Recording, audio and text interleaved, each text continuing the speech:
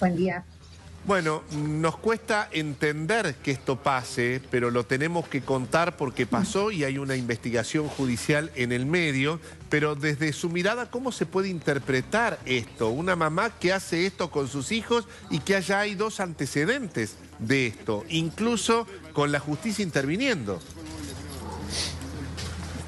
Sí, la verdad que nos asombramos porque el caso llegó a un extremo, que es la muerte de una chiquita, pero en realidad hay muchísimos casos. Yo trabajo en los organismos de protección de la niñez a poco tiempo de que se instauraron acá en Argentina, desde el 2008. En el 2005 se aprueba la ley de promoción y protección de derechos del niño. Yo trabajo desde el 2008.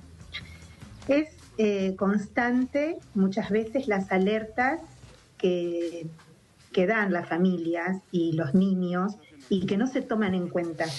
En muchas veces, en muchas oportunidades, sí, por supuesto, pero no es tan no es tan particular el caso, es mucho más común de lo que se cree, ¿sí? En este caso, las muertes anteriores y demás lo hacen más grave, pero esta modalidad muchas veces se ve en menos grado, mucho más seguido de lo que nosotros querríamos que suceda. O sea, que nos llama la atención caso, porque se ha mediatizado y por el final que ha tenido este caso, u otro final, porque ya hay dos muertes anteriores, pero en su trabajo cotidiano usted lo ve mucho más frecuente de lo que conocemos o de lo que se muestra. Sí, totalmente, totalmente.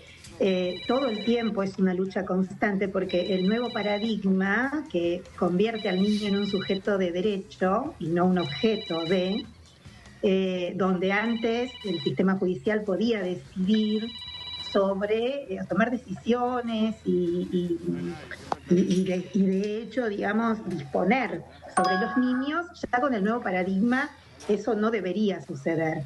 Son 20 años casi de capacitación que cuestan un montón y que todavía ese paradigma no cae, ¿sí? Porque al momento de las alertas y de los maltratos que vemos todo el tiempo, intrafamiliares, la mayoría de los casos son intrafamiliares, donde hay mucha violencia, todavía se sigue sosteniendo esto de que no es mejor para un niño que esté con sus padres, ¿sí? Cuando no lo es, cuando no es así en muchos casos.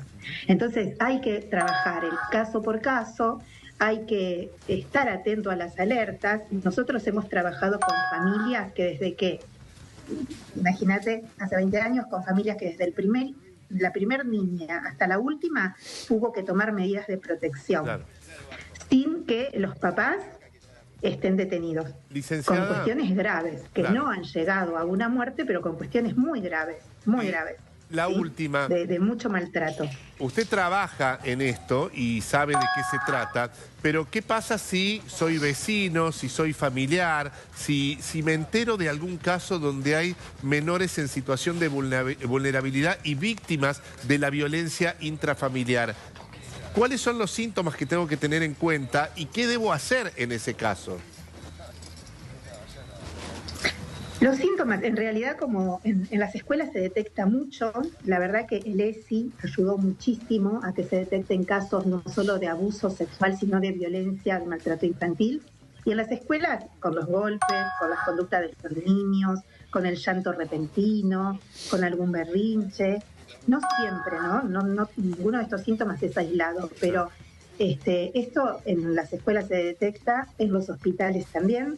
Muchas veces los hospitales, ahora, el último tiempo, los hospitales están denunciando, pero si no, y hay una corresponsabilidad de derechos, todos somos responsables, ¿sí?, de denunciar, digamos, sobre todo si somos funcionarios públicos, ¿no? Pero si soy un vecino, la alerta está en escuchar los gritos, las discusiones.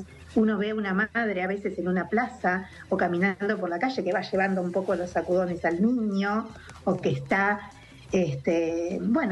hablando mal, ejerciendo algún tipo de violencia verbal o física, y por lo menos ahí hay que yo creo que hay que interactuar con esa persona, ¿sí? Y poner una pausa, un freno, si lo estoy viendo en una situación cotidiana en la calle. Si soy vecino y veo que esto se repite, tengo que denunciar.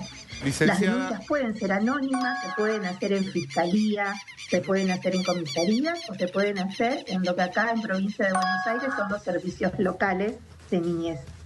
Licenciada, yo trabajo en lo que es el COPNAC en Entre Ríos, pero es lo mismo que los servicios locales acá.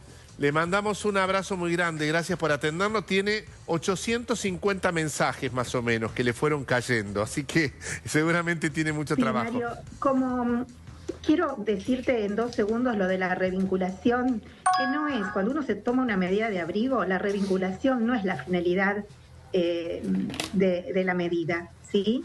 La revinculación, si es positiva, es valiosa. Pero no siempre la finalidad de una medida es una revinculación con los papás, sobre todo cuando está la alerta de que el niño no quiere, ¿sí? La finalidad de la medida es proteger al niño. Gracias, licenciada. Muchísimas gracias. Nacho, cerramos contigo.